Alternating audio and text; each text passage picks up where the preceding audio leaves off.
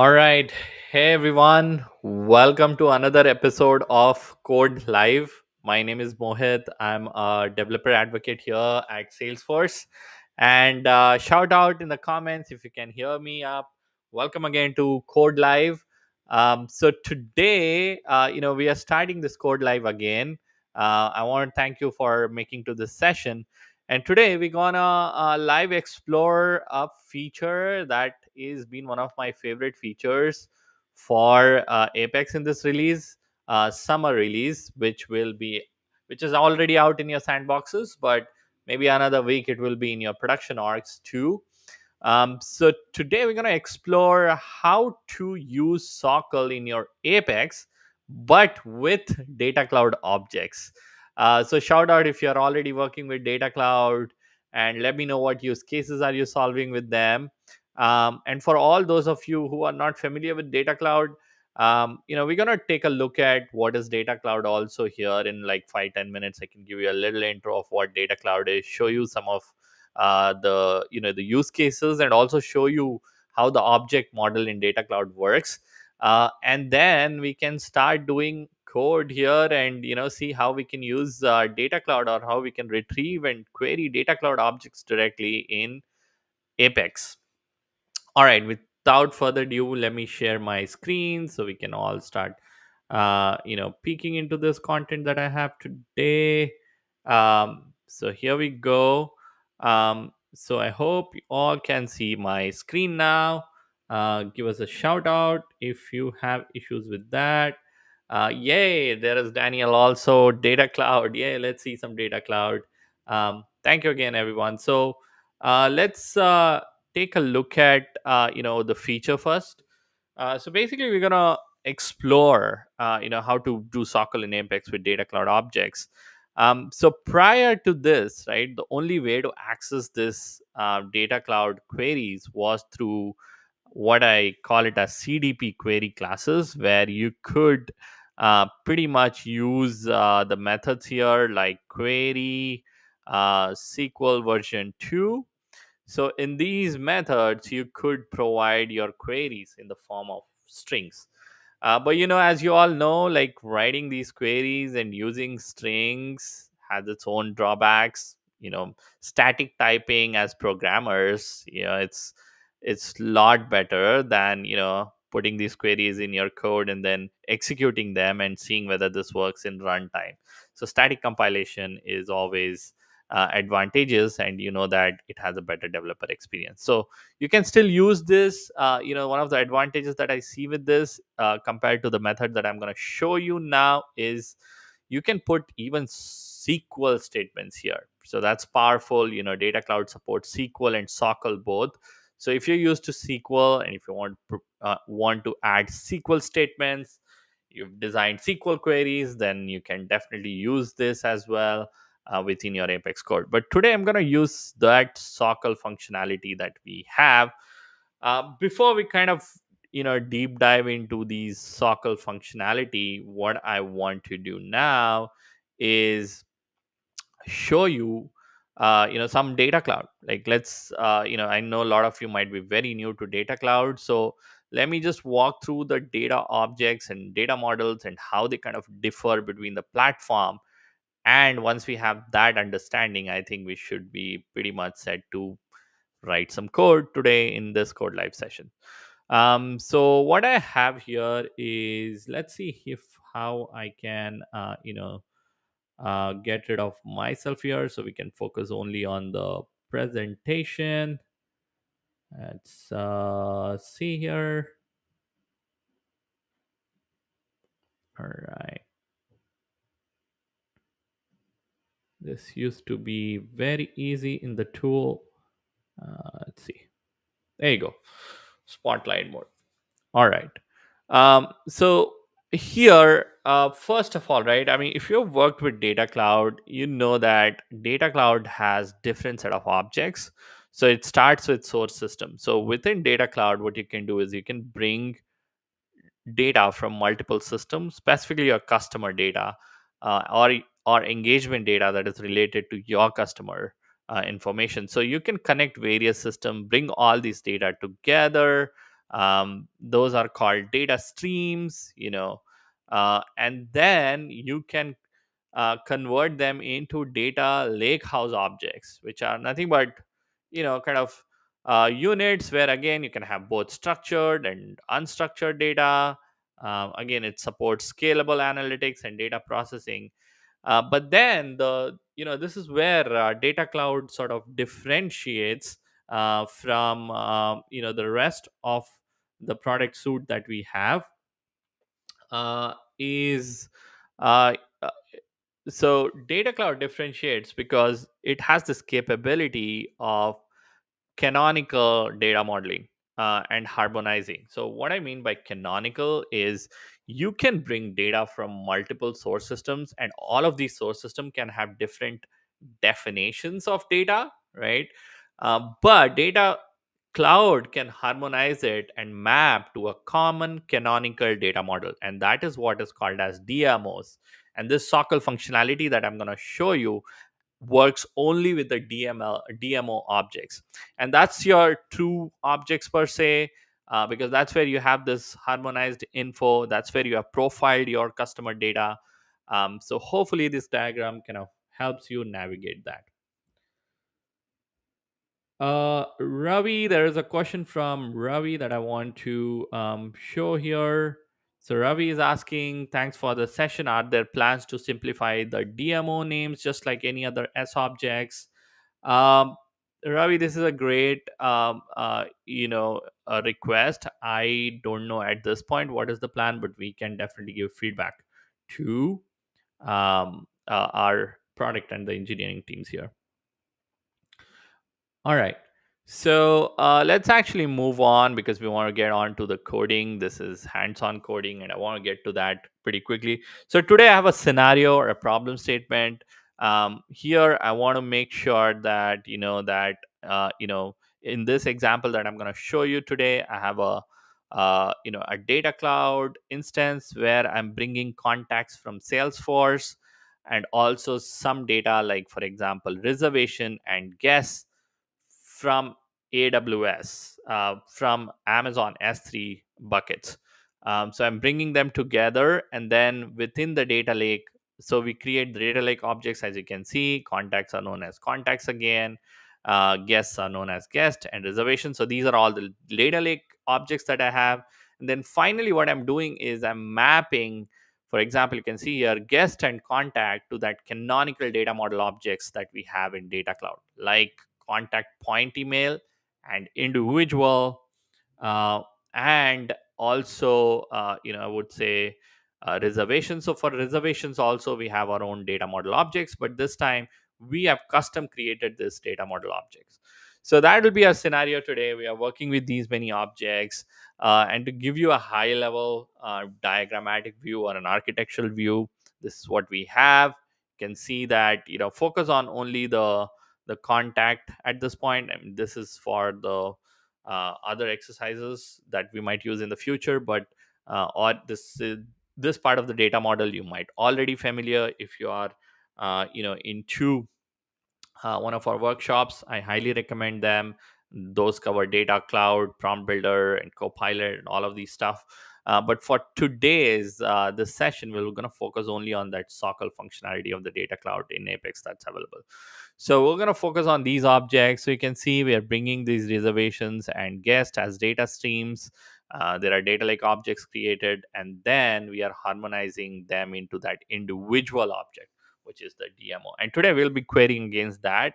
And also we'll be querying against objects that are created in identity resolution to show you that you can query any DMOs. So how about I hop into my instance and start showing you these data streams. So here we have these data streams. You can see one thing I want to show you is, so this is the contact that we got in from um, Salesforce CRM, and this is that guest records that is coming from S3. Now these two mean same actually uh, for profiling the data, but because they are in different systems, as I said, they have their own definition, and that's the power of Data Cloud to harmonize them, right? So if you look at the mappings for the guest, right? So if you look at how we map the data lake back to the DMOs or data model objects in Data Cloud, you can see that I've mapped this guest information, which nothing is, it's contact, but we have mapped to the individual fields here, and then the contact point emails for the emails. And if you look at the data stream here, for contact, you would see the same thing. We are mapping again back to that same individual object. So you can see for accounts, we are definitely mapping to account contact. But if you look at other fields, contact point address, contact point email, so these are all child objects for the individual, because you can have multiple phones and multiple emails. We can map it that way. And then, but you see, the key is we have mapped it back to this individual object here, right? And then the next thing that I want to show is how to explore some of these, right? So Data Explorer is how you can explore, and it can also help in writing the SOQL. So Data Explorer is how you explore the data or query for the data. So if I look at my objects, right? So let's go look at this data model object here. So if we go look at, for example, contact, um, and let's look at contact object in. I think we'll look at individual, since we are looking at the data cloud now. So if you look at individual, you can see that we have these many set of records, right? Um, and let me actually clone this tab, duplicate it, so I can show you different data sets here. So the next thing I want to show you is one of those guess object that we are able to guess. So it's called, again, it will be individual only, but so it will be called individual.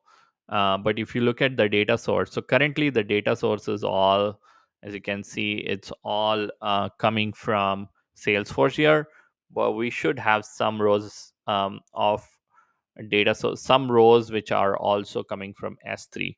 But to visualize that, maybe we can directly look at the lake object here. Let's go back and look at the lake object. So let's look at the guest information here. We go here. So you can see, so we have Marianne here. So Marianne is a guest and she has a guest ID here, right?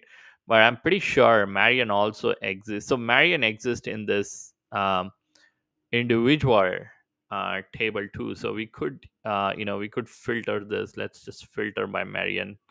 So we'll go here and I'm going to say first name equals Marianne. Show, let's apply it. So you see, Marianne exists both from Salesforce data source, um, and also from the uh, AWS S3 bucket too. So she exists here.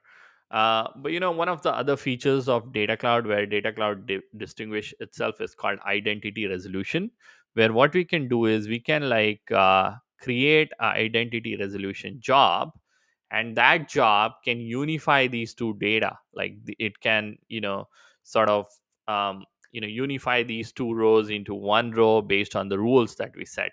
So here we have that unification done already. Again, I don't want to get into identity resolution because I want to focus on that SOQL feature here for this specific session.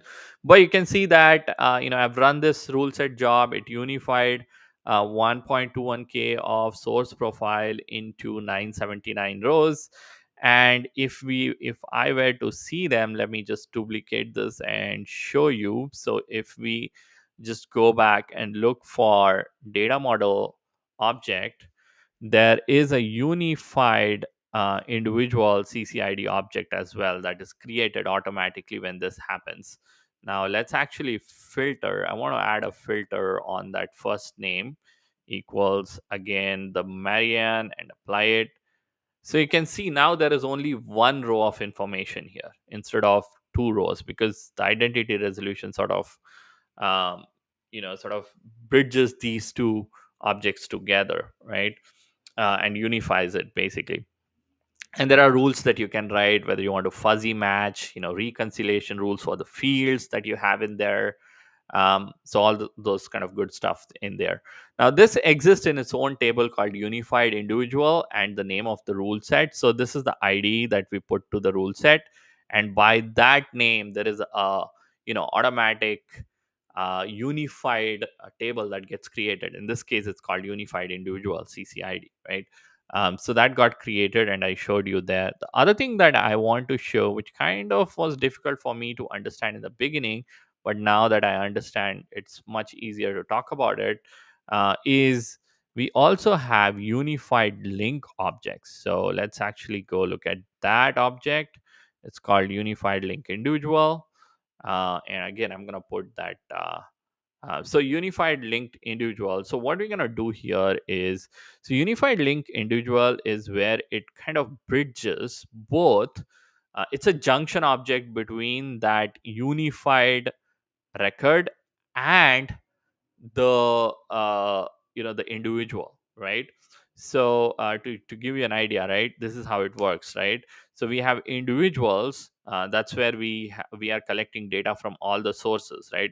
I could have two rows of Sophia here, but then both of them are merged into one row here in unified individual CCID. But then I still need the connection between that individual object and this unified individual object, and that's why I have this link individual object, right? um, so really what I wanted to show you there was, let's call it as done. Let's go back and remove this filter. So what I wanted to show you was, so as you can see here, right, in this unified individual I could add a unified ID. So let's say I want to get rid of these one of these fields, so I could display this field. Let me put this field at the top here, right? Done here. So here you can see I have this individual ID. Now if I look at my link object, based on that filter here, so let's add a filter. Let's say unified individual ID equals this. Done. Apply. So you should see two rows of information, right? Like for example, so there are two unified individual IDs now, but you can see the individual IDs here from Salesforce and from the AWS. Let me know if you have questions till now, and we are gonna quick go back and start writing some Apex here real quick and show you how to like do the sockles. It should be pretty straightforward, just like any other sockle. But I think the key here to understand is how the data model in Data Cloud works, so you can target the right objects when you are working within Salesforce. So what I'm going to do today is, as you can see, we have this guest ID, right? But then we have the Salesforce contact. Now my task is today is to show all the reservations for this specific contact. Now, these reservations are not within Salesforce, but they are in AWS. But then we brought it into Data Cloud. So we should be able to now go and find out all the reservations that are there for this specific individual ID. So how are we going to do that, right? So the way we're going to do that is first look at contact ID from the so we look at contact ID here, right? So we look at the contact ID, and by contact ID we'll first find the individual ID, right? So here, can we add a, so in this one, so we have unified individual. Okay, so we're going to query this unified table that I showed you by the contact ID, and that will give us this unified ID. From this unified ID, we're going to pull this record because we know that the data source will be different for this record. We're going to pull by data source name, or we can even pull by the same unified individual ID, except make sure that the individual ID is not the same contact ID that I'm pulling. So that will give me this row, and then all that I need to do from here is look for reservations record with this particular individual ID, right? So let's take a look at here. So what I'm going to do here is Let's actually copy this individual ID. So the other way, so this is one way to explore your data is by using the data explorer. Now, one of the other ways that I always use, I want to show you, is called query editor. So in the query editor, so we can always create a query editor, right? Query playground. So we can use this query editor to do some queries. So we can go here, use the query editor. It gives you all this user interface. So here I can look for the data model objects. I can even filter, like for example, I want to filter the the reservations object here. Let's see, reservations, contact with reservations. So let's just say, it automatically unifies it, so it makes it real easy. But let's say we just want to pull contacts with the reservation, so we can create query. So this is data graphs, actually, I guess. Let's look for data lake objects, data model objects. Okay,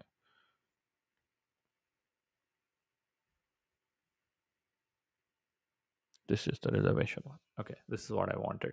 So we can even query with all the fields here. So I can query. Let's just close other tabs, so it's easier that way. Okay. And then we could even filter here. So we could say from where, and you see it automatically sort of does that for us. I think it's called contact ID. That's what we call it. So when the contact ID is this, what would be the value? So you see this is the result. There is one reservation that is there in the data cloud for this specific contact. But this is this ID, right? That I does it let me copy? Yeah, it says copy. Okay. So we could copy this. That's the best part, right? Now I'm going to create a class so we can see this in action. So I'm going to call it as reservations class. So I'm already connected to the instance where I'm writing the code, just in the interest of time. Um, and then I'm just going to create a method here, static. And notice we could, reference by the object name in the data cloud directly, right? So I'm going to say get reservations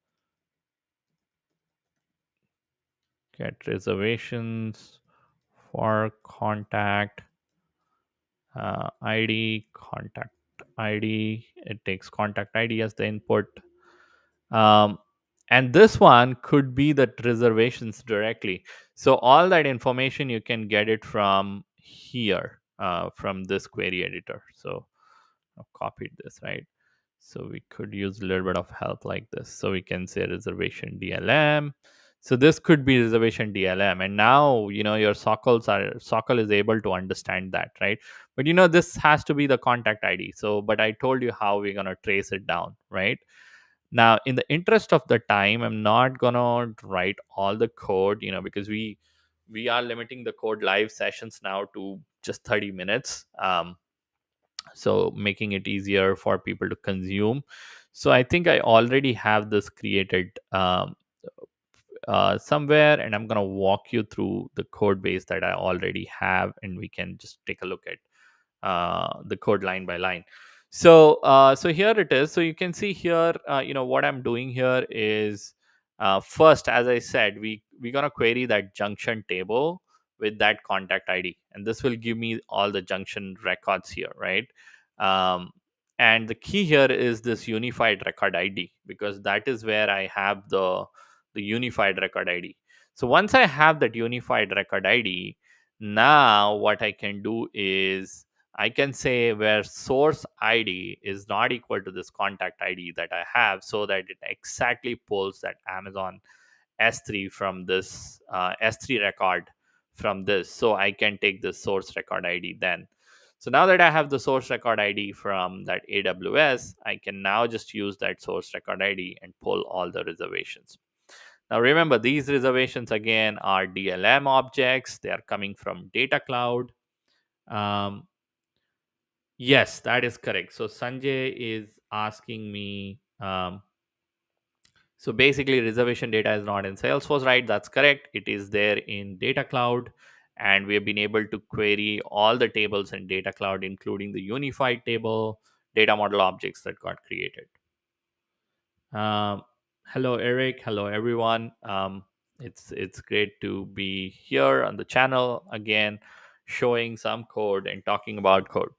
Um, so here you can see that I'm able to query, and to prove you that this everything works fine. Let's just do this testing of this. So I have a simple system.debug here, and this contact ID. So let's actually see what this contact ID is in Salesforce. So for all of you, I'm gonna again duplicate the tabs. Working with a lot of tabs today. Let's actually just paste this information here. So you can see it's the same Marianne this time, right?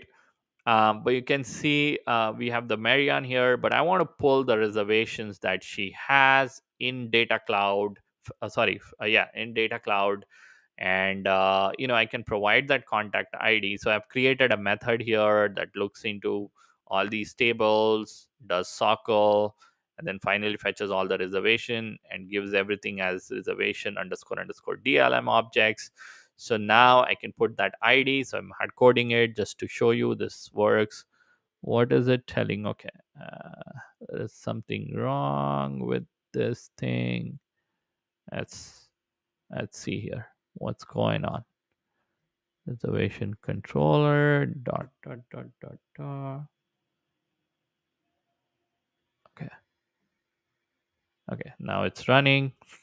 So I don't know what was wrong. Maybe something wrong with the editor, but now I'm able to. So you can see it actually fetched that information pretty much instantaneously in your Apex class from the data which is there in Data Cloud. So you can see there are only few fields that I had in my query. It's able to fetch those things and show it to me. That's the same information that we were getting in the query workspace when I actually kind of showed you the workspace here.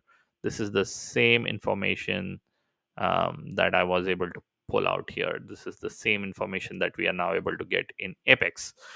So you see how you can target everything now with SOQL. And the last thing that I wanted to show you in a couple of minutes that I have is being able to write test cases for these.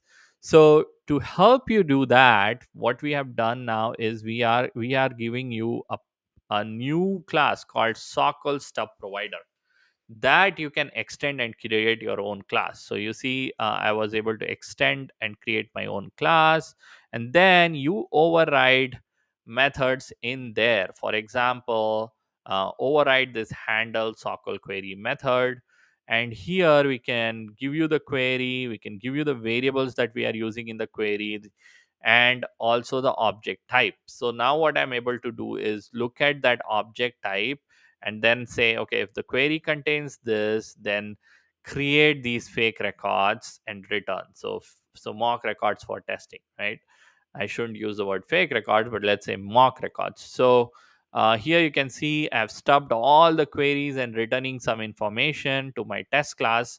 So in my test class, all that we are doing is making sure that we use this test.create sockle stub, provide the object type and the stub. So we have stubbed two objects, two DLM objects. So we are stubbing it out, and then you can see that I have been able to call that method, and this time I will get the mock responses that are there in the test classes. So if I run this test, you should see that these tests will pass. So you can see it pretty much ran instantaneously and passed because we are able to mock that out and return response. So in your test classes, you won't be actually querying data from the Data Cloud, but instead you will be mock generating these test data and returning the response. All right, with that we are out of yeah, so the stub provider can mock anything. So here is a question that I want to take before I wind up. How system.stub provider is different from this? So the system.stub provider can mock any method or any classes in Apex. This one is specifically for mocking data cloud objects.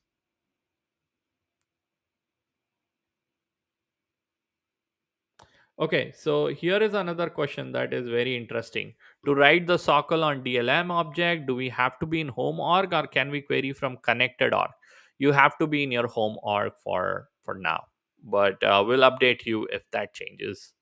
Um, perfect. I hope this session was useful. Let me know in the comments if these code live sessions are going to be useful for you.